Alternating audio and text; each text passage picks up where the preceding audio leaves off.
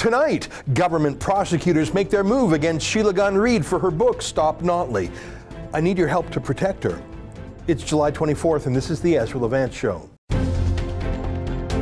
Why should others go to jail when you're the biggest carbon consumer I know? There's 8,500 customers here, and you won't give them an answer. The only thing I have to say to the government about why I publish it is because it's my bloody right to do so.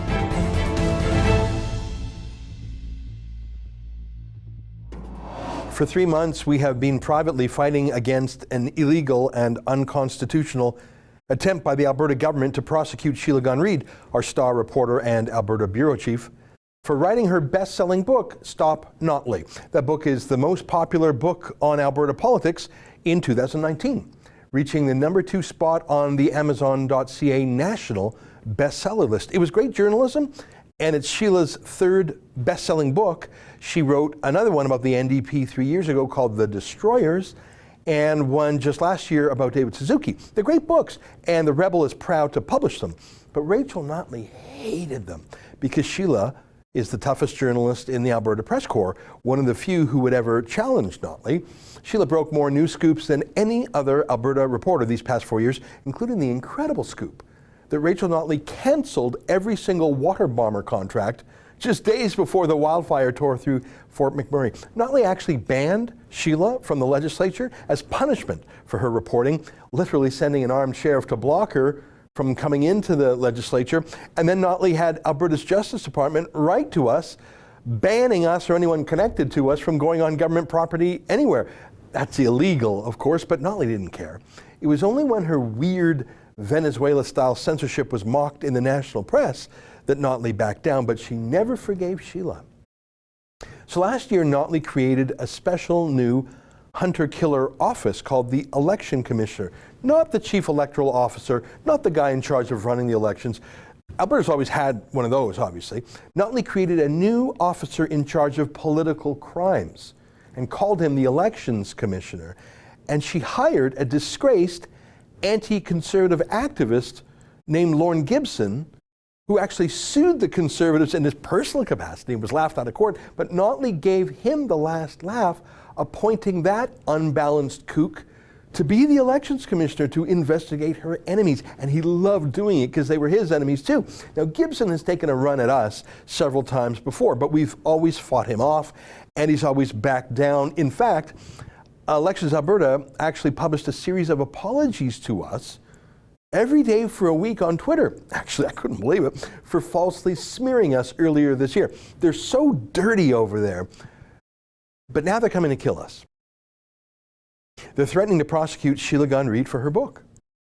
They say that it's her book. They're not hiding that. They're literally prosecuting her for her book, Stop Notley. They're demanding, here's what's incredible, here's what's so scary. They're demanding that she hand over all her notes and emails and editorial plans about the book. She's an author. They're threatening her with, quote, severe consequences if she doesn't. Here, to explain the story better, let Sheila tell you about it directly. Now, Sheila recorded this 20-minute video, and I'm going to play the whole thing. You really must see it all. Listen to all of her evidence, including the voice recordings and emails from Notley staff. Okay, listen to this. I'll see you in 20 minutes. Yeah, I mean, we have that, Sheila, where people don't cooperate, and then they get obstruction. You know, the offense for obstruction can be pretty severe. I have some terrible news to share with you today. We have been trying to work quietly to get ourselves out of the trouble that we're facing, but it's become clear in recent days. We can't do this quietly anymore, and we cannot do this alone. I need your help now. NDP-appointed holdovers in the Alberta government are coming for me because I wrote a best-selling book that hurt Rachel Notley's feelings. I'm potentially facing tens of thousands of dollars in fines and what the government officer involved calls severe consequences, but the biggest threat is to freedom of the press for all of us. Let me explain this mess. We have to go back a few months to the very beginning. This video is long, but I have to tell you the whole story, and I have to show you the proof of what's happening, or you just would not believe it. Back in April, we received a letter from Alberta's Elections Commissioner. That entire bureaucracy is a recent creation of the NDP, and it was weaponized against Notley's Conservative critics. They have come after us about billboards critical of the NDP on 2 separate occasions in the past, and they lost. This new threat letter in April came from the Elections Commissioner, Lorne Gibson, and it was addressed to me, but it was sent to our Toronto office. So the Alberta election was over. Jason Kenney was the new premier, but Notley's hand-picked enforcer was still on the job, and he still is today. He said he was opening an investigation after complaints about lawn signs promoting my best-selling book. Here's part of his letter. We will be seeking your answers to a number of questions, including the following. What was the basis upon which you determined the selling price of the Stop Notley book? What was the date you began to make this book available to the public? Was the availability of the Stop Notley book to the public timed to occur with the 2019 provincial election campaign, or was the book planned to be made available to the public regardless of whether there was an election or not? What is the estimated cost of the Stop Notley advertising book promotion campaign? What is the contact information for the company that published the Stop Notley book and the company that designed, produced, and distributed the Stop Notley signs? Gibson said he would be contacting me for an interview, or to put it another way, I'd be interrogated by the government about a book I wrote about the government. Now, his letter didn't even tell me who's under investigation or for what. Is it me or the publisher of my book? Who's in trouble here? Is it for the book or the lawn signs promoting the book? And really, it doesn't matter anyway, or it shouldn't, because we have a free press in Canada. And here is the elections law that specifically exempts books. Section 44D2 reads, elections advertising does not include the distribution of a book or the promotion of the sale of a book for no less than its commercial value if the book was planned to be made available to the public regardless of whether there was to be an election. Apparently, even Alberta's draconian elections censorship law recognizes the importance of a free press. And of course, we lawyered my book up and down before we published it. In fact, legal fees are one of the largest expenses here at The Rebel. So I first emailed Stephen Kay, the investigator noted in the letter. And I said this, Dear Mr. Kay, I am a journalist and author. In my view, your investigation of me is legally inappropriate and contrary to Canada's constitutional freedoms, especially freedom of expression. Your decision to keep these complaints against me a secret is inappropriate if they really do exist. By keeping them secret, you stop me from knowing the details of the case against me and from making a proper response. You still haven't been clear about why I'm being investigated. Perhaps the complaints would also shed light on that. Your email says the complaints are about the signs which marketed my book, but most of the questions in your letter ask about the Stop Notley book itself. Are you investigating me for the book or the signs which brought it to the attention of the public? Am I personally being investigated for not registering as a third party? You still haven't actually told me what I've allegedly done. And that's when another investigator tasked with the file, a former city cop named Ken Brander, emailed me saying he would answer my questions in a phone call. So I called Brander and recorded the call because not only am I a journalist, but I need to protect myself in case I am actually the target of this investigation because they wouldn't tell me. Here, I'd like to play some excerpts from that conversation for you. Right away, this investigator said he wasn't interested in my book, just the lawn signs, which I had nothing to do with. That was my publisher's idea, which I loved, but I'm just the book's author. I'll be able to tell you what the gist of the complaints are. It just has to do with advertising. People see the lawn signs and they go, "Oh, that lawn sign looks just like the political lawn sign. So this person must be doing political advertising." So the complaints are all about the lawn signs and if they're political advertising or if they're not. So if the book was fine, then why was he calling me the author? And he repeated that again. He claimed he wasn't investigating me. Am I personally being investigated for not registering as a third party? No, Okay. No. Okay. No, it's just the signs themselves. But then, after telling me he wasn't investigating my book, he started investigating my book. Why did I write it when I wrote it? Pretty dumb question. It's a political book in an election year. But why was he grilling me, an author and journalist?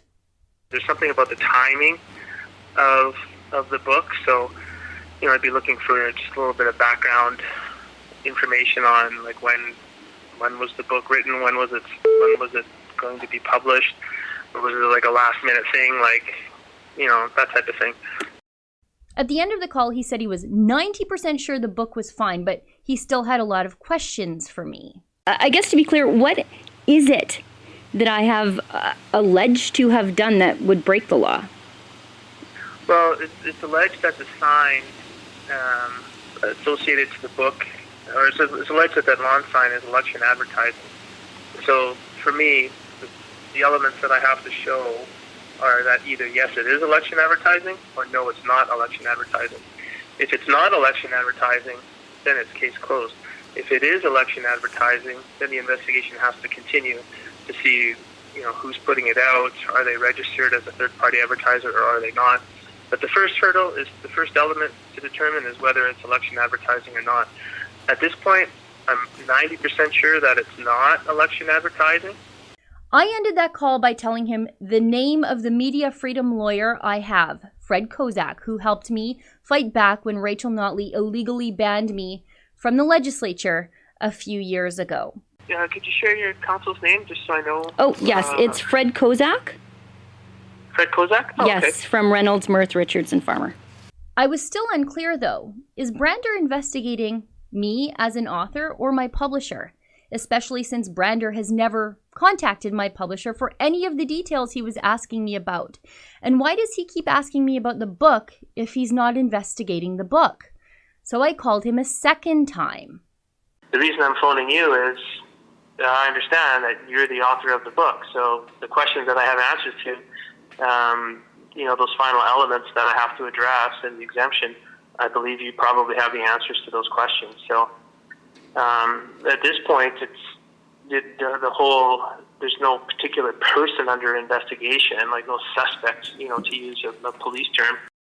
Is it normal in a free country for the government to hire investigators to interrogate authors of books that criticize the government? It is not. So I asked Brander what would happen if I refused to answer.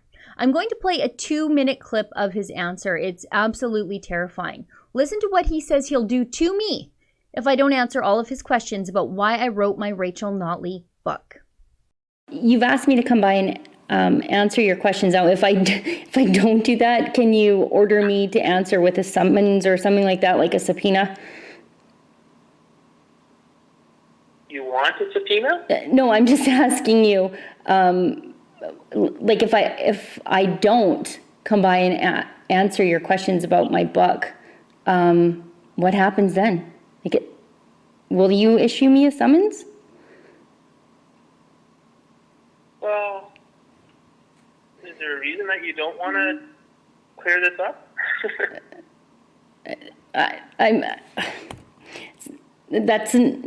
That wasn't really my, it's not that I don't want to clear this up at all. I'm just curious, what happens if I don't come by?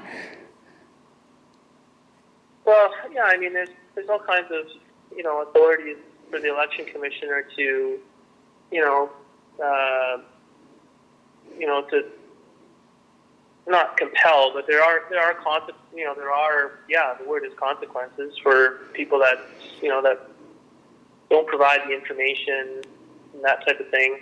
So, I mean, if you carry it through to its logical conclusion, yeah, I mean, there's production orders, there's all kinds of things there's all kinds of tools that can be done, but they're all fairly extreme. And, when we do those things, we can do those types of things, but it's, in this case, I really think that we can just kind of clear this up pretty quickly. Just with the conversation, and if there's documents you can show me about, this is when, if there's a book deal, this is when it was signed, this is when it was planned to be, this is kind of when we think it might hit the market. be available for the public.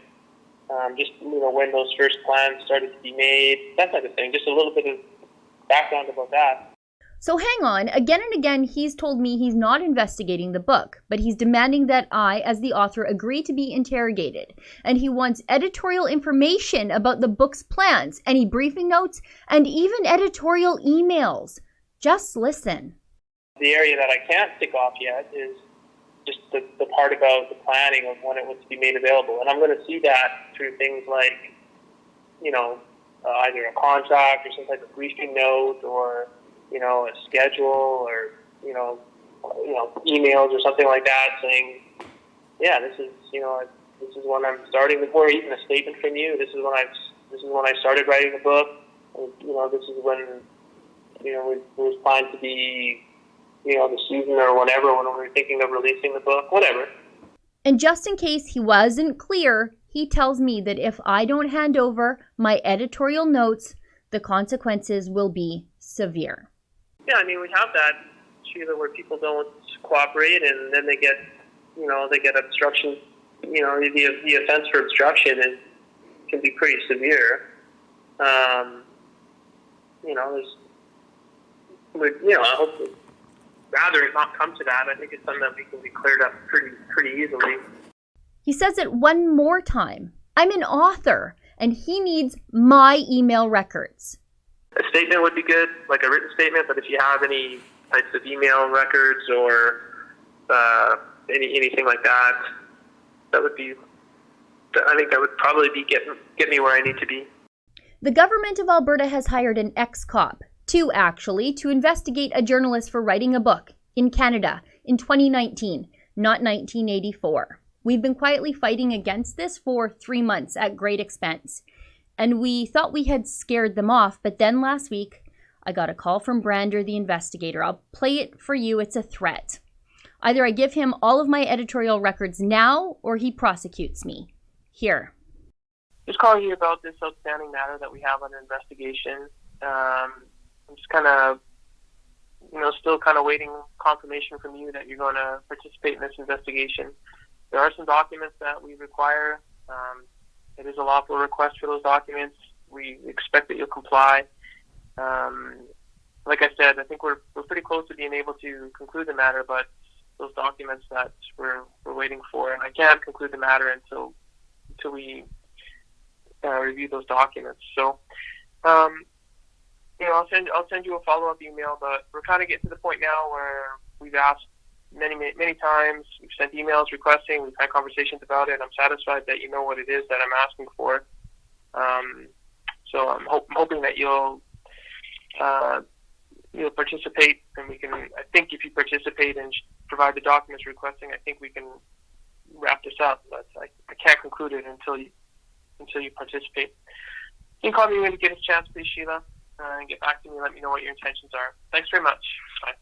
And in case that wasn't threatening enough, he immediately sent a letter demanding the same thing. He knows I have a lawyer, and he knows my lawyer's name, but he's contacting me directly. Here's the latest email. We have shared a number of phone calls together, and we have discussed this investigation. I have been expecting to hear from you and for you to provide the documentation I requested. I would like to conclude this matter, however, I cannot without your participation and the documents I require. And now, here's the threat. There is a provision, Section 45, in the Elections, Finance, and Contribution Disclosure Act, which creates an offense for withholding documents. Please have a look at that provision, Sheila. It is a serious offense. Our office has been asking for these documents and records for several months now. You have not provided them and have not provided a reason why. This is becoming a concern. I'm a journalist who criticized the government, and now the government is demanding my private notes, saying I'll be prosecuted for a serious offense if I don't hand them over. And it gets worse. In the kangaroo court of the election commissioner, I don't have a right not to testify against myself like any other Canadian in legal jeopardy. I don't even have the same rights as a murderer to remain silent in this investigation. I can be compelled to offer evidence against myself and forced to hand over my notes. I want you to know that I've spoken to my family a lot about the possibility of being prosecuted. And of course, I've spoken to Ezra, and like with everything that troubles me, I've prayed on this. And we all agree that if that's what it comes down to, prosecutions and serious fines, or bending a knee to the state on the issue of free speech, then I won't be complying with any demand from the state to produce documents about why and when I wrote a book that is critical of the government of the day.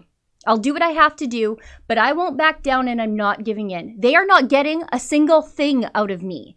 This is a free country with a constitution that protects me. And unfortunately for the Elections Commission, Albertans have a long tradition of civil disobedience against bad laws, from those who refused to register their grandpa's guns when the Liberals told them to Western farmers who were jailed by the Liberals for selling their own wheat.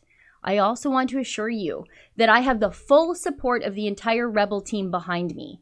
I want to be completely transparent now with you. We have already spent $32,000 in legal fees fighting this up till now, and we just received another bill for $16,000. So all told, we're $48,000 deep in legal fees to fight for my free speech and my right to give you information about the government that the government doesn't want you to have. That's a huge legal bill, but we have the best free speech lawyer in Alberta, and we will win if we can see this through till the end.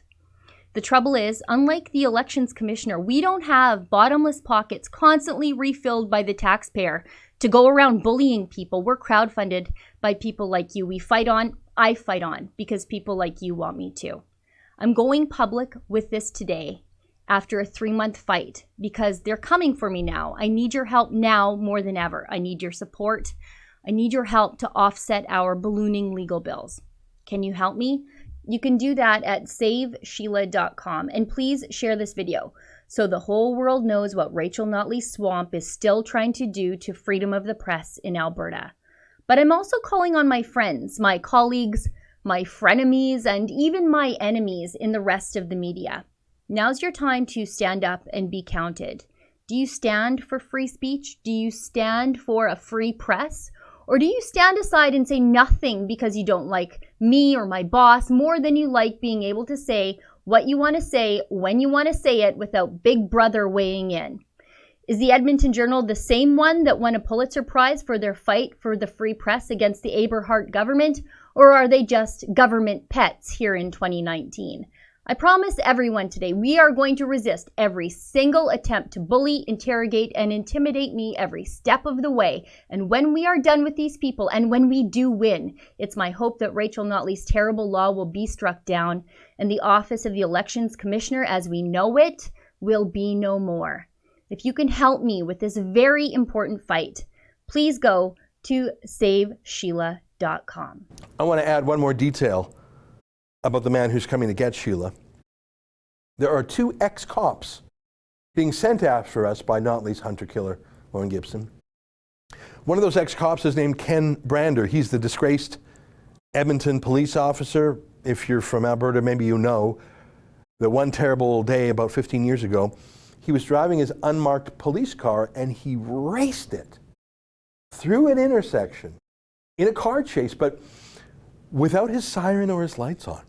Just no warning to any innocent people. He was tearing down a city street at least 120 kilometers an hour. Some experts said it would have been much higher than that. And here's what the judge said. He said, it was there that an unmarked police car being driven eastbound at a high rate of speed by Kenneth Brander crashed broadside into Carlos Ramirez's Tempo as it turned left across the police car's path. As a result of the crash, Carlos Ramirez's grandson, Giovanni, was killed. His grandson, Jonathan, was seriously injured, and he and his daughter, Gloria, were injured. So this dirty cop that the court said was negligent, he was found negligent. He killed one child, he maimed another child so badly, his hands were burned off. And he injured the family. The city paid out millions of dollars to the family to clean up Brander's mess. And instead of going away to live a life of reflection and penitence, and maybe even to try to seek redemption, that child killer went to work for the government. He was hired by Lorne Gibson to investigate Rachel Notley's personal enemies. Brander, that child killer, is the great moral authority coming to silence Sheila. I wonder if he even has a soul, if he ever did, or if his sense of good and evil was finally and fully extinguished when he killed that boy and forever damaged a family. Rachel Notley is low for coming after us. Her appointee, Lorne Gibson, is a bizarre, unbalanced partisan. But the actual ex-cop, this dirty ex-cop they have sent after our Sheila, is literally a man who, because of his negligence, killed a child because he couldn't be bothered to put on his lights and his sirens as he raced down the city streets. I am so furious, but let me calm down. Let me calm down and let us now talk to our Sheila and how we are going to save her from these butchers.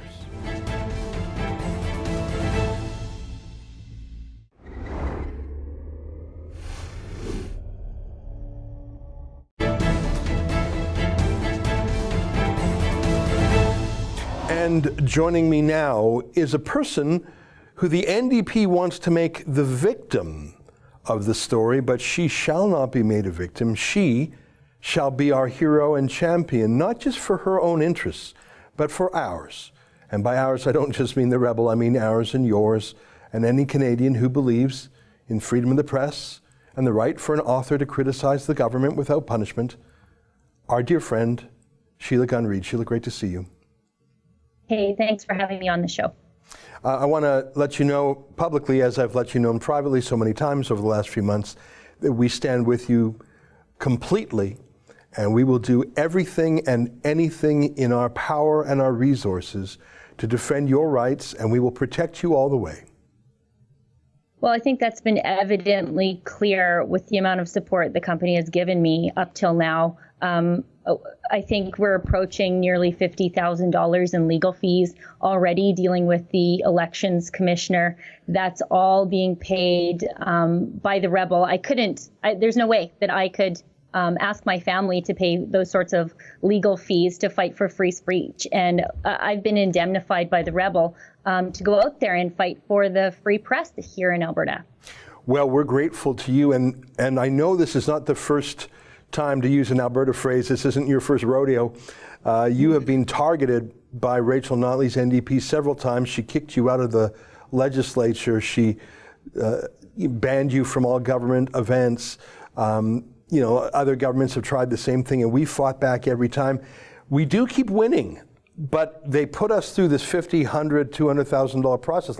Last year, we spent $350,000 on lawyers. That's basically $1,000 a day on lawyers, and 90% of it is defensive protection against censors.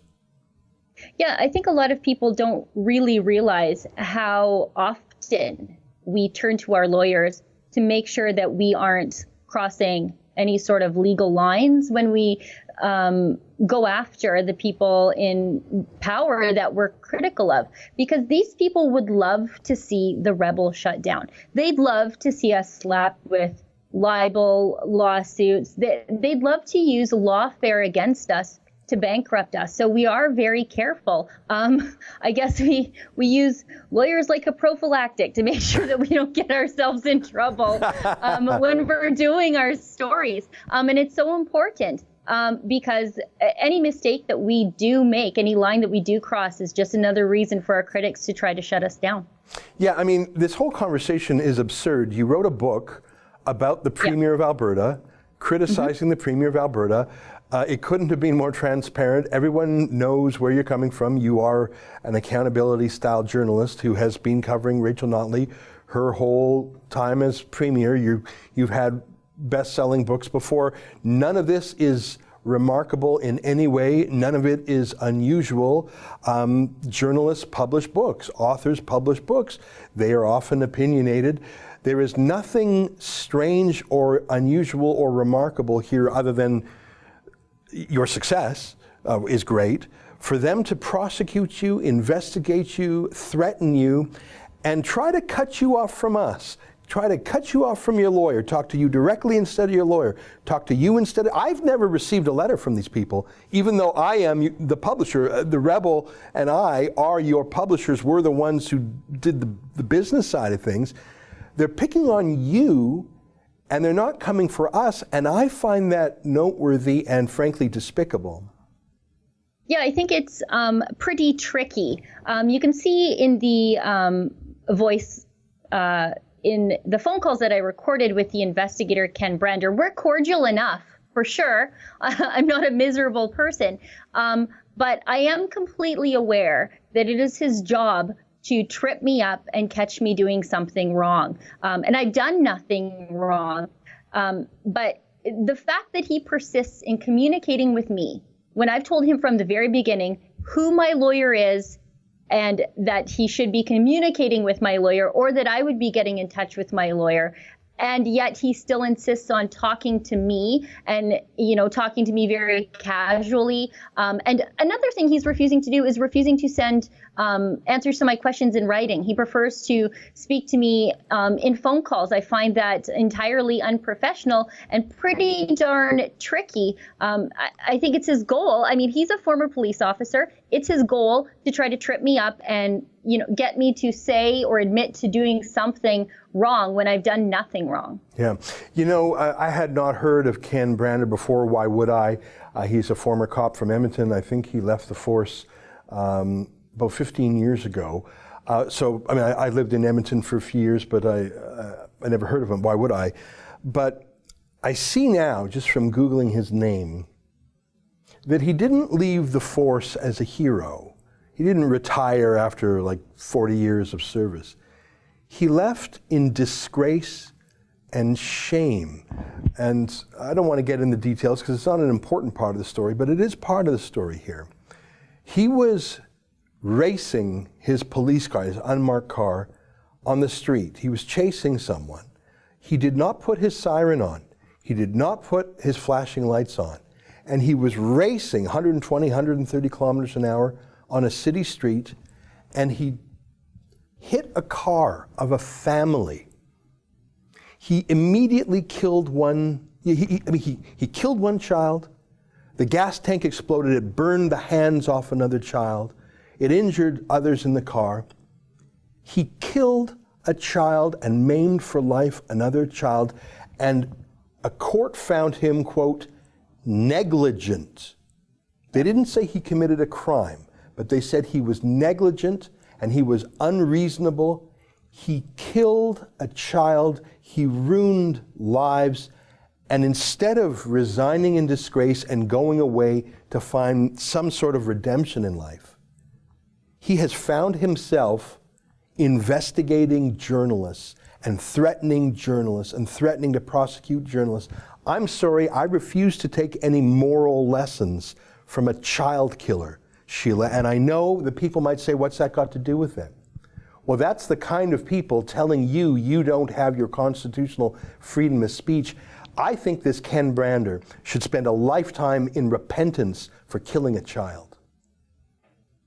Well, and just doing some cursory research on what happened there, it sounds like the city of Edmonton paid out roughly $5 million to the family that was devastated by Brander's actions that day. And really, I don't know what Brander's done since then to try to make it right, but he has gone on to have a pretty successful career in private investigations, including the current contract he has with the Alberta government to investigate journalists for doing journalism. And moreover, to the point of just the sheer cost to the taxpayer caused by Ken Brander, I know we are close to $50,000 in legal fees, plus all the time and man hours that you and I have been putting into all of this to fight back. What is his investigation of me, the journalist, costing the taxpayer? What does his contract right now look like that Rachel Notley gave him to come after me? Yeah, I'd be very curious about that. And that's what's so weird here. And I know some of our viewers must be saying, hang on, isn't Jason Kenney the Premier of Alberta now? Hang on, how come Rachel Notley's hand-picked election commissioner is still persecuting the rebel? Well, the answer is that hand-picked Rachel Notley appointee named Lorne Gibson, he's still the election commissioner. Jason Kenney has not turfed him. He's still following Rachel Notley's battle plan. And really, public enemy number one to the NDP in the media was always you, Sheila. They've come for you time and again It's disgraceful that he's doing it, but it blows me away that Jason Kenney is his boss, and Jason Kenney is allowing this to happen. And forget about partisan politics. This is unconstitutional, and it's un-Albertan. It is, but I think because of the current investigations by the Elections Commissioner into the leadership contest with the United Conservative Party, and the fact that this investigator, the one that's coming after me, just a week ago, issued $91,000 in fines to participants in the UCP leadership race for what they're calling a kamikaze campaign. Jason Kenney can't nuke the office of the Elections Commissioner as an unconstitutional catastrophe. That falls on us. He's politically unable to deal with this because of problems within the UCP. So it absolutely falls on us to fight this fight alone. Yeah. It's terrifying to see, you mentioned those $91,000 in fines he handed out. I've told you this privately. Our lawyers know this. And again, I'll just say it on the record. We will not allow him to touch one hair on your head. And God forbid, if he does fine you $10,000 or even, God forbid, $91,000, obviously we will hold you harmless and we will cover that. Now, we don't have a mountain of dollars sitting around here. We will crowdfund it because, Sheila, I believe that hundreds of thousands of Albertans, and indeed people across Canada and even around the world, value your journalism substantively. But even if they disagree with you, they know that if a journalist like you can be prosecuted for writing a book about a politician, none of us have our freedoms. And so I hope that other reporters who don't much like the cut of your jib because you're conservative and they're left-wing activists, this is beyond that now. This isn't even about what you wrote. It's about, does a government have the power to harass a journalist and say, you give us your editorial notes, your memos, your emails, give it to us now, and if you don't, we will have, quote, severe consequences. I don't care if you're at the Calgary Herald, the Edmonton Journal, Global News, even the government reporters at the CBC. Surely they have a tiny little cell in their body called press freedom that says, you know what, I might not like that Sheila Gunn Reid, but damn it, it's outrageous that the government is demanding she hand over her editorial notes. Yeah, you know, it's going to be interesting to see if the Edmonton Journal in 2019 is the same Edmonton Journal that fought the Eberhard government and won a Pulitzer Prize for their defense of press freedom here in Alberta. I'll be, quite frankly, shocked to see them come out in my defense. I think a lot of that has to do with the fact that much of what I do involves eating their lunch every day. I don't expect to see a lot of support from the Mean Girl Media Party clique that surrounds Ottawa and exists in the Ottawa bubble. But I do think we will see some people in the mainstream media come out in our defense. We saw it at the Press Freedom Conference. I'm still shocked and mind blown that, you know, some journalists, some of which were based in Canada and some were based in Europe, who refused to attend a press conference with Chrystia Freeland if we were excluded. So I do think there are still some journalists who take their craft seriously and who realize that they can only do the jobs they do because of press freedom and because of the battles that people like you and I are fighting every day to maintain it. You know, I appreciate your positive attitude, and you are correct to remind me that it was just 2 weeks ago that we actually saw a startling case of solidarity from, if I recall correctly, CTV, CBC, Global, Globe and Mail, and even Al Jazeera, if you can believe it. Al Jazeera. I mean, who knew? Pigs are flying, hell freezes over, whatever your analogy is, it actually happens. So I should not be so pessimistic. I guess I've learned to be pessimistic over time. You know, there's also a senator from your city named Paula Simons who used to be a columnist for the Edmonton Journal. Now, she sure talked a good game about being for free speech as a columnist, and the Edmonton Journal did win a Pulitzer Prize in 1938 for free speech. I wonder if Paula Simons, who's been bought off by Justin Trudeau with a Senate seat for life, I wonder if she will stand up for you. I've privately requested her help in the past for you, and she has not. It'll be interesting to me. if she helps you out here. But you know what? If we were to live by the help of our competitors, we would have long ago been dead, Sheila. And in this case, we will win the same way we've won before, and that is by asking our viewers who value our work and value their freedom to chip in. You mentioned we're at about $48,000 in legal fees down the toilet already here. I'm sorry, it's just a fact. Some people might say, well, why can't you find a pro bono lawyer? I'm sorry, we need the best media lawyer in Alberta. Yeah. His name is Fred Kozak. He's an expert in this. He solved the problem for us when they banned Sheila from the legislature. He is the only lawyer we can responsibly use. He's the best. He will win. But I'm afraid this will cost us many tens of thousands of dollars more before we get there. And so once again, I must ask our viewers, if they are as appalled by this as you and I are, would they please go to SaveSheila.com?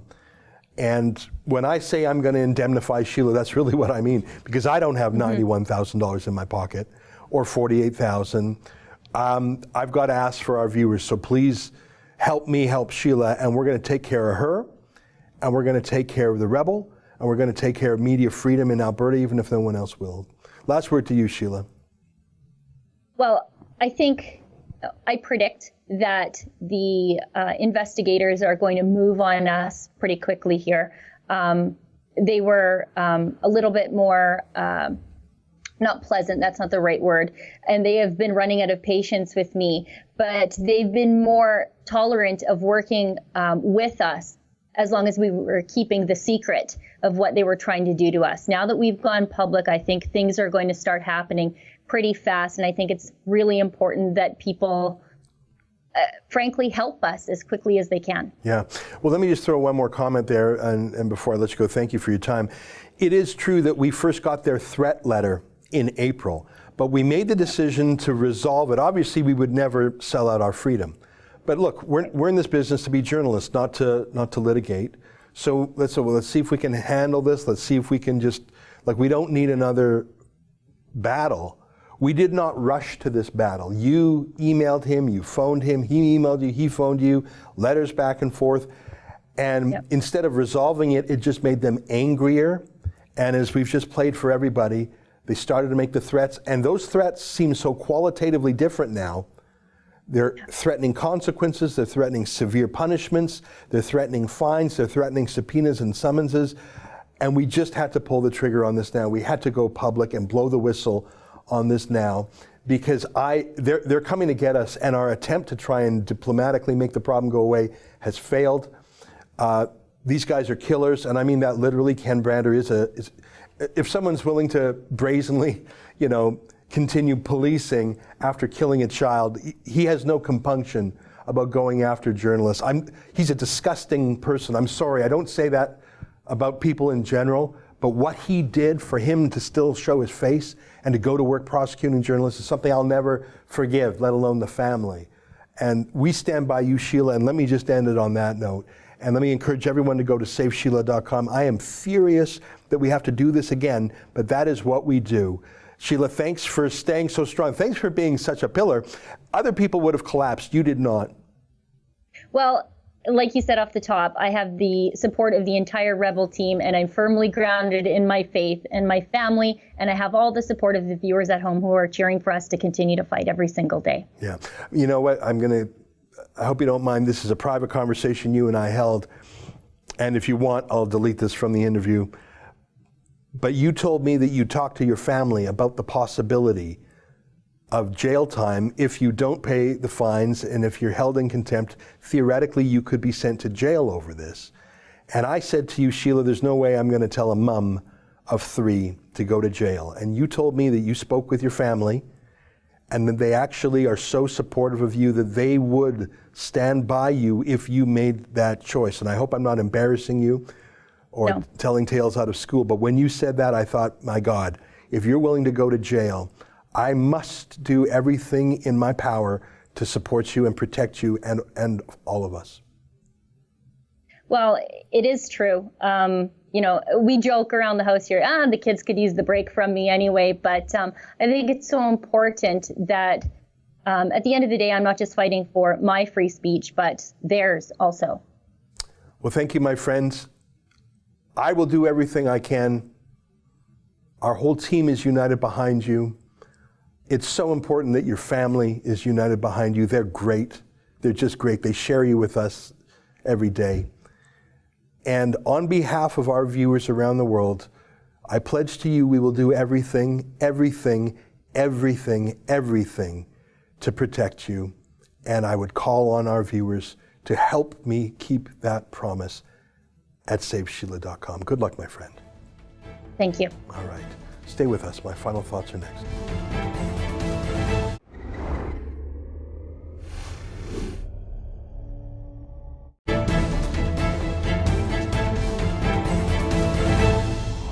Welcome back. I'm sorry I'm so angry. I'm angry about what they're doing about Sheila, but when I discovered who they hired to go after Sheila, my stomach turned. Maybe it's because I have young children that age, and I could only imagine such a person holding himself as an arbiter of right and wrong who was found negligent. I'm sorry I was so angry there. Maybe that's irrelevant. Maybe all that matters is they're coming to extinguish freedom, and I shouldn't care about the fact that this dirty cop killed a kid.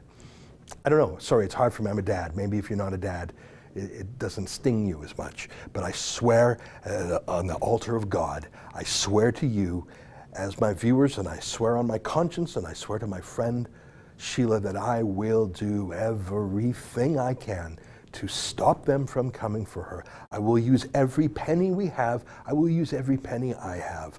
I will do everything I can do to fight back. We shall not let this stand.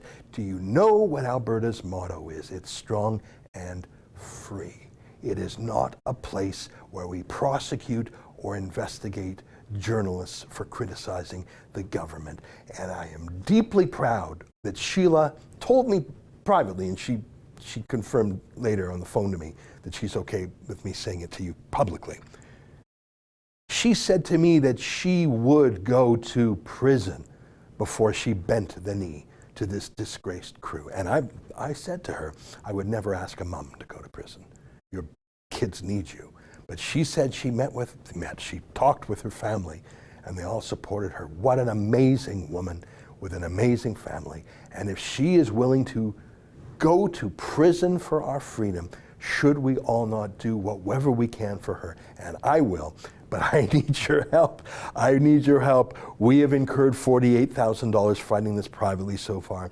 It's not private anymore. They're going to come for us with torches now. Please help me out. Please go to SaveSheila.com. Normally, this entire show is behind a paywall. It's just for our subscribers, our premium subscribers. Thank you for being a premium subscriber and supporting us with $8 a month. But this is so important. I am going to release this entire video onto YouTube. And I would say to those who are not our premium subscribers, I would say, help me, help Sheila. Go to SaveSheila.com. We're not done. We're not done. We will not be done until we're free.